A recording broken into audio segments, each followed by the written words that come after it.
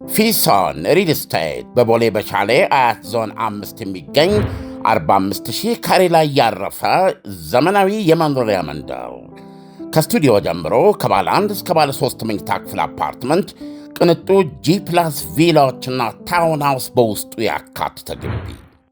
አፓርትመንቶቻችን የከርሰ ምድር ውሃ፣ ለተለያዩ ፕሮግራሞች የሚሆን ሰፊ ቴራስ፣ 3 ቤዝመንት ፓርኪንግ፣ 2 ሊፍት፣ 24 ሰዓት ተጠባባቂ ጄኔሬተር፣ ሰፊና አስተማማኝ የመኪና ማቆሚያና በደህንነት ካሜራዎች የታገዘና ብቃት ባለው የሕንፃ አስተዳደር የተሟሉ ናቸው። ጂ+2 ቪላችን በውስጡ 6 መኝታ ቤቶች፣ 7 መታጠቢያ ቤቶች፣ 2 ሳሎን እንዲሁም 1 ባህላዊና 1 ዘመናዊ ኩሽና በውስጡ የያዘ ሲሆን በ340 ካሬ ላይ ያረፈ 3 መኪና ማቆም የሚያስችል ሰፊ ቦታ ያለው ነው። ጂ+2 ታውን ሃውስ 5 መኝታ ቤት፣ 6 መታጠቢያ ቤቶች እንዲሁም 1 ባህላዊና ዘመናዊ ኩሽና በውስጡ የያዘ ሲሆን በ190 ካሬ ላይ ያረፈ 2 መኪና ማቆም የሚያስችል ሰፊ ቦታ ያለው ነው። በአጭር ጊዜ ውስጥ ለመረከብ ቤቶቻችንን መጥተው የግሎ ያድርጉ። ገንዘብነቱ እንዲህ አይነት ቅርስ ላይ ሲያውሉት ነው። አሁኑኑ በስልክ ቁጥር 0952787878 ወይም 0952797979 ይደውሉልን። ፊሶን ሪል ስቴት።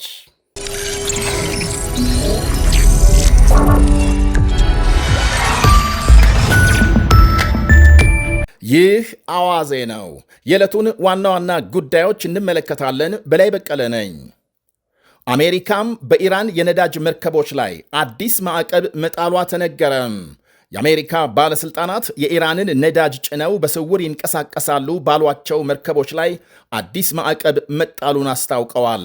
የኢራን መንግሥት ሕዝቡን ለመጨቆን የሚጠቀምበትን ገንዘብ በድብቅ እያወጣ ከሚሸጠው ነዳጅ እንደሚያገኝ ይገልጻሉ ባለሥልጣናቱ። በጥቂቱ 9 በሚደርሱ ነዳጅ መርከቦችና ባለቤቶቻቸው ላይ ማዕቀቦች እንዲጠብቁ ማድረጋቸውን አመልክተዋል። እነዚሁ ራሳቸውን ቀይረው በስውር የሚንቀሳቀሱ መርከቦች በመቶ ሚሊዮኖች ዶላር የሚገመት የኢራን ነዳጅና የነዳጅ ውጤቶች ለውጭ ገበያ ማመላለሳቸውንና ገንዘቡም በቀጠናው በኢራን ለሚደገፉ አሸባሪ ቡድኖችና ለሚሳኤል ግንባታ ፕሮግራሞች ይውላል በማለት ገልጸዋል። የአሜሪካ የገንዘብ ሚኒስትር ስካት ቤሴንት እርምጃው የኢራን መሪዎች የገዛ ሕዝባቸውን ለማሰቃየት የሚውሉ የገንዘብ ምንጮችን ብቻ ኢላማ ያደረገ ነው ብለዋል። የቴሄራን አገዛዝ ዘርፎ በውጭ ባንኮች ለማዘዋወር እየሞከረ ያለውን በ10 ሚሊዮኖች የሚቆጠር ዶላር ክትትል እየተካሄደበት እንደሆነም ሚኒስትሩ ገልጸዋል። የአሁኑ የአሜሪካ ማዕቀብ ግዙፍ የጦር መርከቦቿን ወደ ኢራን ማስጠጋቷን ተከትሎ የተወሰደ እርምጃ ነው። ፕሬዝዳንት ትራምፕ በቴሄራን ላይ ለጊዜው ጥቃት የመፈጸም ዕቅድ ባይኖርም የሀገሪቱን መንግሥት እንቅስቃሴ በቅርበት መከታተል አስፈላጊ ሆነው በመገኘቱ ነው መርከቦቹ እንዲጠጉ የተደረገው ብለዋል። ትራምፕ በቬንዙዌላም ያደረጉትን ከማንም በላይ የኢራን መሪዎች በሚገባ ስለሚያውቁ እያንዳንዱን መግለጫቸውን በንቃት ይከታተላሉ። አሁን የጦር መርከቦቻቸውን ወደ ቴሄራን አስጠግተው ከዚያ የሚወጡና የሚገቡ የነዳጅ መርከቦች ላይ ማዕቀብ መጣላቸው በቬንዙዌላ ከሆነው ጋር የሚመሳሰል ነው። እርምጃው ያሰጋቸው የኢራን ብሔራዊ ዘብ ኃላፊዎች ጣታቸውን በጠመንጃ ቃታ ላይ አድርገው በተጠንቀቅ እየጠበቁ መሆናቸውን እየገለጹ ነው። በኢራን ከገንዘብ መውደቅና ከኑሮ ውድነት ጋር በተገናኘ የተነሳውን ሕዝባዊ አመፅ መንግሥት በኃይል መጨፍለቁን በራሱ ብሔራዊ ቴሌቪዥን ጣቢያ ማስታወቁ ይታወቃል።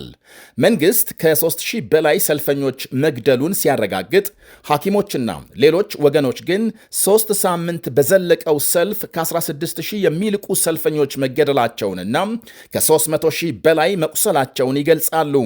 ከቆሰሉት መካከል 10,000 የሚደርሱ ለዓይነ ስውርነት መዳረጋቸውን።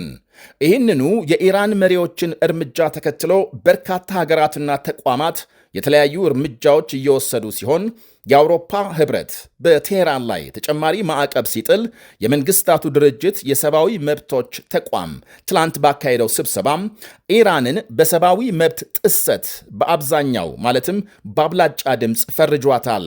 በጀኔቭ የመንግስታቱ ድርጅት የኢራን አምባሳደር ውሳኔውን አውግዘዋል። ይህንኑ በኢራንና አሜሪካ መካከል ውጥረት መባባሱን ተከትሎ ግዙፍ አየር መንገዶች ወደ መካከለኛው ምስራቅ በረራ መሰረዛቸው ተሰምቷል።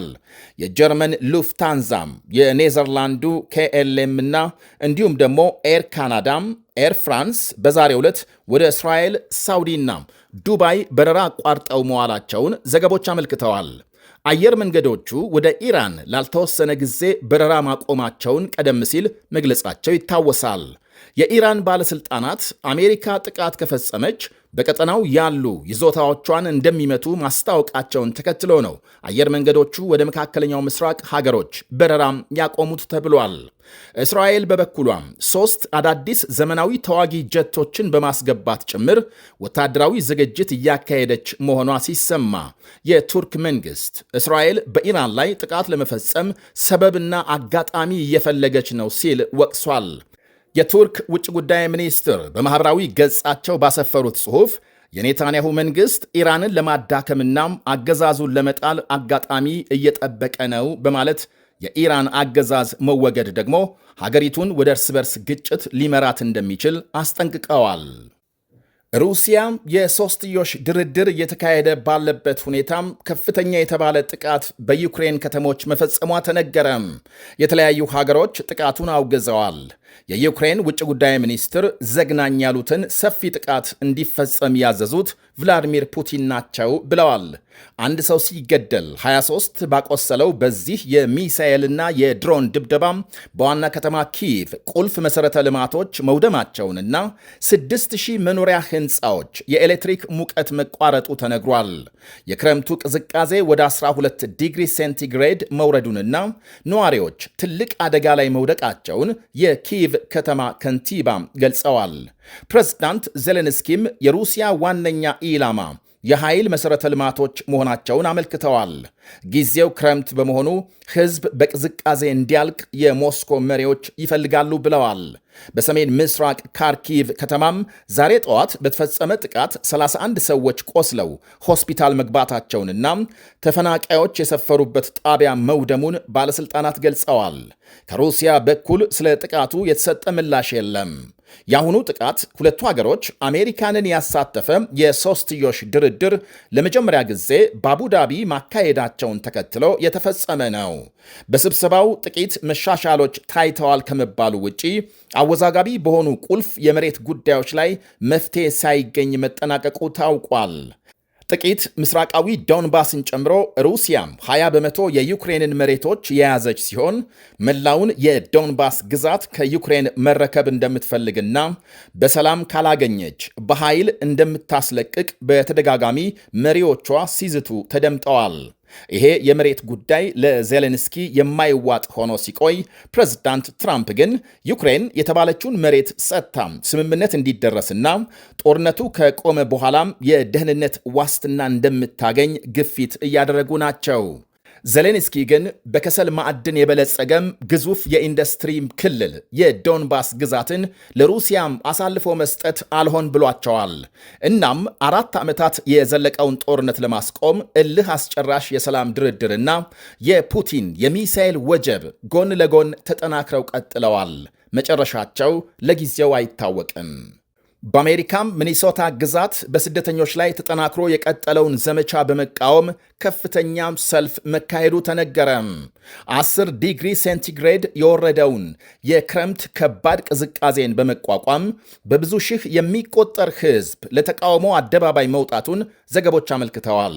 መስሪያ ቤቶች፣ ትምህርት ቤቶችና ንግድ መደብሮች ተዘግተው ሕዝብ በነቂስ የወጣበት ብቸኛ ምክንያት የፌዴራል ወታደሮች ሕገወጥ የተባሉ ስደተኞች ስደተኞች የማደን ዘመቻቸውን ለመቃወም ሲሆን በተለይ በቅርቡ በሚኒያፖሊስ ሬኔ ኒኮል ጉድ የተባለች የ37 ዓመት አሜሪካዊት በፌዴራል ወታደር መገደሏን ተከትሎ ተቃውሞ እየተባባሰ መምጣቱ ይነገራል።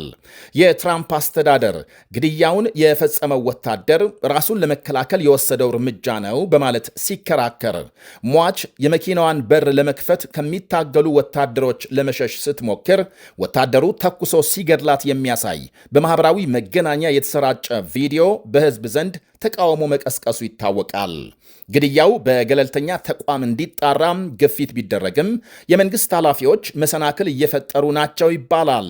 ሕገወጥ ስደተኞችን በማደኑ ዘመቻ ምንም አይነት የወንጀል ታሪክ የሌላቸው ስደተኞችና የአሜሪካ ዜጎች ሳይቀሩ እየታሰሩ መሆናቸው ከፍተኛ ተቃውሞ አስነስቷል። የዛሬው ግዙፍ የተቃውሞ ሰልፍ በተካሄደበት ሚኒሶታ ግዛት አይስ በመባል የሚታወቁትን ወታደሮች ዘመቻ በመስጋት ነዋሪዎች ቤት በመዋላቸው መስሪያ ቤቶችና የንግድ እንቅስቃሴ ክፉኛ መጎዳቱ ይነገራል። ይህ አዋዜ ነው። ፊሶን ሪል ስቴት በቦሌ በሻሌ አያት ዞን 5 የሚገኝ 45000 ካሬ ላይ ያረፈ ዘመናዊ የመኖሪያ መንደር ከስቱዲዮ ጀምሮ ከባለ 1 እስከ ባለ 3 መኝታ ክፍል አፓርትመንት፣ ቅንጡ ጂ+ ቪላዎችና ታውን ሃውስ በውስጡ ያካተተ ግቢ።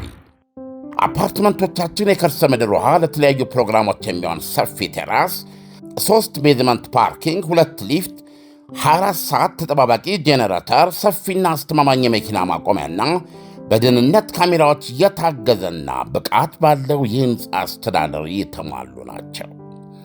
ጂ+2 ቪላችን በውስጡ 6 መኝታ ቤቶች፣ 7 መታጠቢያ ቤቶች፣ 2 ሳሎን እንዲሁም 1 ባህላዊና 1 ዘመናዊ ኩሽና በውስጡ የያዘ ሲሆን በ340 ካሬ ላይ ያረፈ 3 መኪና ማቆም የሚያስችል ሰፊ ቦታ ያለው ነው። ጂ+2 ታውን ሃውስ 5 መኝታ ቤት፣ 6 መታጠቢያ ቤቶች እንዲሁም 1 ባህላዊና ዘመናዊ ኩሽና በውስጡ የያዘ ሲሆን በ190 ካሬ ላይ ያረፈ 2 መኪና ማቆም የሚያስችል ሰፊ ቦታ ያለው ነው። በአጭር ጊዜ ውስጥ ለመረከብ ቤቶቻችንን መጥተው የግሎ ያድርጉ። ገንዘብነቱ እንዲህ አይነት ቅርስ ላይ ሲያውሉት ነው። አሁኑ ነው በስልክ ቁጥር 0952787878 ወይም 0952797979 ይደውሉልን። ፊሶን ሪል ስቴት ምርትና አገልግሎቷን በአዋዜ ላይ ያስተዋውቁ። ለጥራች እንታመናለን። በስልክ ቁጥሮቻችን ይደውሉልን። አዋዜ ዓለምነህ ዋሴ ዜና